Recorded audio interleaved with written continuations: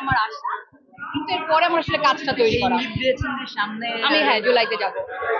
আমি যোগাযোগ করবো যদি শেখার সুযোগ। Keep my number.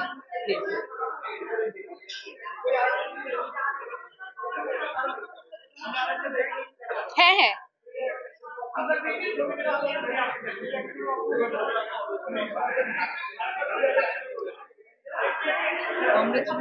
Thank you thank you. সময় নষ্ট না।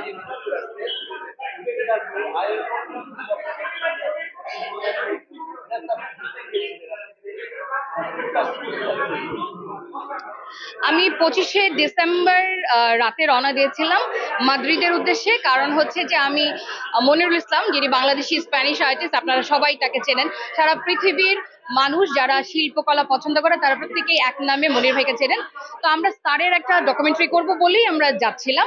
যাওয়ার আগে আমার মনে হচ্ছিল যে যাব যখন তাহলে হচ্ছে যে সবাই যেরকম ঘুরতে যায় তেমনি ভাবে প্যারিস ঘুরতে যাব। তখন আমার মনে হলো যে আমি আসলে শিল্পী শাহাবুদ্দিনের সাথে দেখা করব। এরপরে যখন আমি খোঁজ খবর নিচ্ছিলাম নিতে নিতে আমার হঠাৎ একদিন মনে হলো নভেরা বলে একজন আমাদের হারানো নক্ষত্র আছেন, তার বিষয়ে আমি একটু পড়াশোনা শুরু করলাম। সেই সময় শাহাবুদ্দিন স্যারের ওয়াইফ আনা ইসলাম উনি একটা দারুণ বই লিখেছেন, সেটা হচ্ছে নভেরা বিভুয়ে সভবে। তো সেই বইটা আমি যাওয়ার 7 দিন আগে আমি কালেক্ট করি এবং একটু পড়াশোনা শুরু করি। তারপরে আসলে আমি আনা আপুর সাথে যোগাযোগ শুরু হয়। তাকে আমি বলি যে গ্রেগোয়া যেহেতু বেঁচে আছেন আমি তার সাথে দেখা করতে চাই, কারণ হচ্ছে যে আমি ওই ফিল্মটা বানাতে চাই। তো আমরা জানুয়ারির 1 তারিখে যাই প্যারিসে। প্যারিসে যাওয়ার পরে তার সাথে প্ল্যান ছিল যে আমরা 5 তারিখে দেখা করব। দেখা করি, তখন পরিচিত হতে যাওয়া। তো এখন সবাই যেরকম একটা মোবাইল নিয়ে থাকে না যে কিছু মোমেন্ট ক্যাপচার করে, ঠিক ওই রকম ভাবে আমি ক্যাপচার করছিলাম যেন আমি দেশে ফিরে আমার যারা পরিচিত জন তাদেরকে বলতে পারি যে আমি নভেরা মিউজিয়ামে গিয়েছিলাম। ওই রকম ভাবে ক্যাপচার করছিলাম। আর পরে আমার মনে হলো যে গ্রেগোয়ারকে যেহেতু পেয়েছি তো আমি একটা ইন্টারভিউ করি। সেটা নিয়ে ফিল্ম বানাবো এরকম কোনো প্ল্যান আমার ছিল না। কারণ হচ্ছে আমি আসলেই পরে গিয়ে তার সাথে কাজ করব এবং একটা লম্বা সময় নিয়ে আমি ফিল্মটা বানাবো। কিন্তু ওই শুটিংটা করে ফিরে আসার পরে আমার কাছে মনে হচ্ছিল যে আমি আসছি জানুয়ারির মিডে, আসার পর আমার মনে হচ্ছিল যে থাকে না কিছু সময় যে আপনার চারপাশে সবকিছুই খুব পজিটিভ একটা এনার্জি দেয় আপনাকে। যেমন আমি নভেরার ফুটেজ পেলাম, তার একদম শেষ জীবনের সময়টুকু, এগুলো পাওয়ার পর আমার মনে হচ্ছিল আমি যা পেলাম এই পুরোটাকে নিয়ে আসলে আমার এই ফেব্রুয়ারি মাসেই আমি আসলে নভেরাকে ট্রিবিউটটা জানাতে চাই। আর সেই কারণেই হচ্ছে যে আমার এত তাড়াহুড়া করে কাজটা করা। এবং সেই কাজটা আমি যখন আলিয়াস প্রসেসের ডিরেক্টর ফ্রাসওয়ার সাথে কথা বললাম, ফ্রাসওয়া তখন যেটা বললেন যে আমাদের একটা ইভেন্ট আছে 27-28 2 দিন আছে অথবা নেক্সট মান্থ। আমি তখন বলেছি যে না, আমি আসলে 27 তারিখেই চাই, কারণ হচ্ছে এটা ভাষার মাস। আর এই মাসটাই আমি চাই যে নভেরা কিনে আমাদের যে কাজ সেটা মানুষ দেখুক। ওই জায়গা থেকে আসলে খুব তাড়াহুড়া করে করা।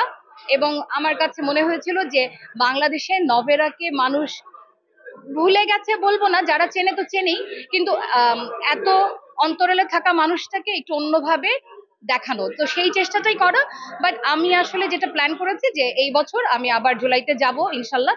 তো সেখানে গিয়ে নভেরার পুরো ডিটেল ওয়ার্কটা করতে চাই, একটা পূর্ণ ইনফরমেশন, ফটোগ্রাফ, ইন্টারভিউ, এবং সেই প্যারিসে তার যে ভালোবাসার শহর প্যারিস, সেই হ্যাঁ ডকু ফিল্মই করব।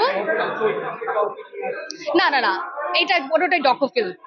সো ডকুমেন্টারিতে যেটা হয় যে তার ক্রিটিক, তার বন্ধু এবং হচ্ছে বাংলাদেশে যারা বিখ্যাত আর্টিস্ট আছেন তারা তাদের মানে কথা বলবেন নভেরা সম্পর্কে। ওইভাবে একটা পূর্ণাঙ্গ কাজ যেখানে নভেরার রেখে যাওয়া সব কাজগুলো নিয়ে ডিটেল কথা বলা থাকবে, এবং আরো কিছু ওনার ফ্যামিলি মেম্বার যারা আছেন তাদেরকে আমি চেষ্টা করছি যে তাদের সাথে যোগাযোগ করার, তো তারাও কথা বলবেন। তো সেইভাবে আসলে নভেরাকে একটি পারিবারিক জায়গা থেকে দেখা, এবং পাশাপাশি বাংলাদেশ এবং হচ্ছে প্যারিসের যারা আর্টিস্ট আছেন তারা তাকে কিভাবে মূল্যায়ন করে, এই টোটালটা নিয়ে আসলে একটা ফিল্মের ইচ্ছা আছে, সেটার জন্য আসলে কাজ করছি।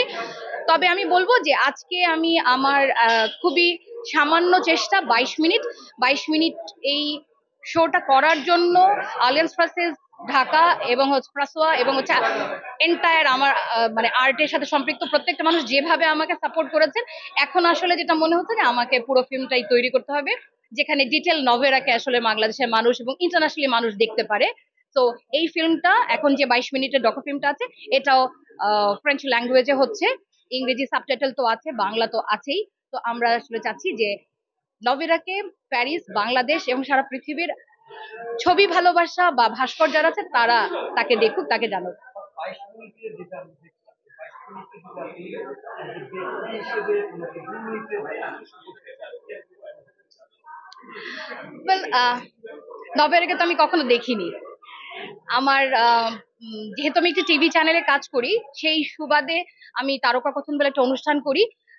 যখন আমি ইনফ্যাক্ট আমি একটু আগে থেকে বলবো যে আমরা যখন বিশ্ব সাহিত্য কেন্দ্রে প্রথম যাই, যখন শিল্পকলার সাথে পরিচয় হয় আমাদের, তখন হচ্ছে নভেরার নাম আমি শুনি, তারপর নভেরার কাজ দেখা হয়েছে। এরপরে আসলে নভেরা আমার কাছে ছিল সেই সিম্বল, যে একটা সাহসী নারী এবং হচ্ছে যে খুবই প্রতিবাদী একটি মানুষ।